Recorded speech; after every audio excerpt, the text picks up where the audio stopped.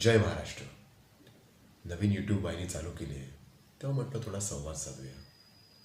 अनेक जण अनेक प्रकारे व्यक्त होत आहेत. आपणही त्याचा एक भाग होऊया, काहीतरी चांगलं करूया म्हणून हा प्रपंच. नमस्कार, मी संकेत आणि तुम्ही पाहत आहात आपली नवी कोरी मराठमोळी यूट्यूब वाहिनी संकेतार्थ. हा माझा पहिलाच व्हिडिओ आहे, त्यामुळे थोडं घाबरतच हा व्हिडिओ बनवतोय. विषय कोणता घ्यायचा, तो कसा मांडायचा, व्हिडिओ कसा बनवायचा, लोकांना आवडेल का, असे असंख्य प्रश्न मनात होते आणि अजूनही आहे. पण धाडस तर करायलाच पाहिजे. अनेक जण दुसऱ्याच्या नजरेतून स्वतःला बघताना कमजोर समजतात, पण आपला कमकुवतपणा किंवा आपली ताकद ही आपल्या विचार करण्याच्या क्षमतेमध्येच असते हे समजण्यासाठी एक खरीखुरी गोष्ट आहे का. आपल्या घराघरात वापरलं जाणारं डेटॉल अँटीसेप्टिक लिक्विड सगळ्यांना माहितीच आहे. हो, हेच ते डेटॉल जे घरात फरशी पुसण्यासाठी आणि इतर साफसफाई करण्यासाठी वापरलं जातं. कपडे धुताना साबणाच्या पाण्यात ते टाकलं जातं. आणि सगळ्यात महत्त्वाचं म्हणजे आपल्याला जर जखम झाली असेल तर ती स्वच्छ करण्यासाठी आणि जंतू संसर्ग टाळण्यासाठी त्या जखमेवर आपण डेटॉलचा वापर करतो. आता सगळ्यांनाच माहिती आहे की डेटॉल कापसाच्या गोळ्यावर घेऊन जखमेवर लावलं तर आपल्याला तिथे झोंबतं, चुरचुरतं. हा अनुभव कोणालाच आवडत नाही.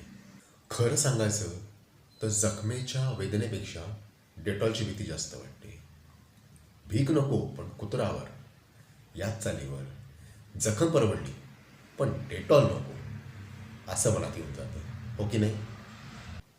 आणि हाच डेटॉलचा कमजोर धागा आहे हे दुसऱ्या एका ब्रँडनी बरोबर हेरलं. त्यांनी आपलं स्वतःचं अँटीसेप्टिक लिक्विड बाजारात आणलं जे डेटॉल इतकंच परिणामकारक होतं, पण अजिबात झोंबत नव्हतं.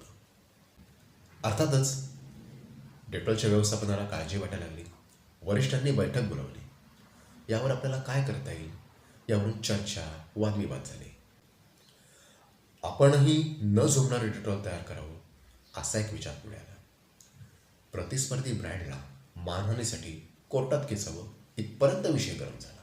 दुसऱ्या ब्रँडचं अँटीसेप्टिक लिक्विड न झोंबणं हे डेटॉलसारख्या प्रस्थापित कंपनीला खोलवर झोंबलं.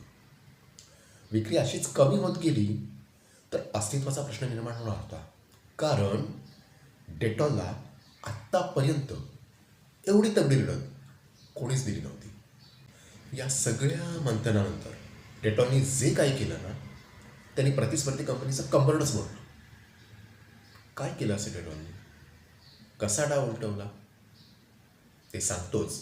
पण त्याआधी आपल्या या नव्या मराठमोळ्या यूट्यूब वाहिनीला लाईक, शेअर, सबस्क्राईब करायला अजिबात विसरू नका.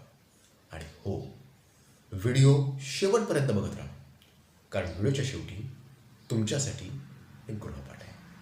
चला तर विषयाकडे वळूया. डेटॉलनी असं काय केलं तर वेगळं असं काहीच केलं नाही. त्यांनी आपल्या कमजोरीलाच आपली सगळ्यात मोठी ताकद बनवली. त्यांनी असा प्रचार करायला सुरुवात केली की डेटॉल झोंबतं म्हणजेच ते खरं आहे, ओरिजिनल आहे. डेटॉल झोंबतं कारण ते गुणकारी आहे, परिणामकारक आहे.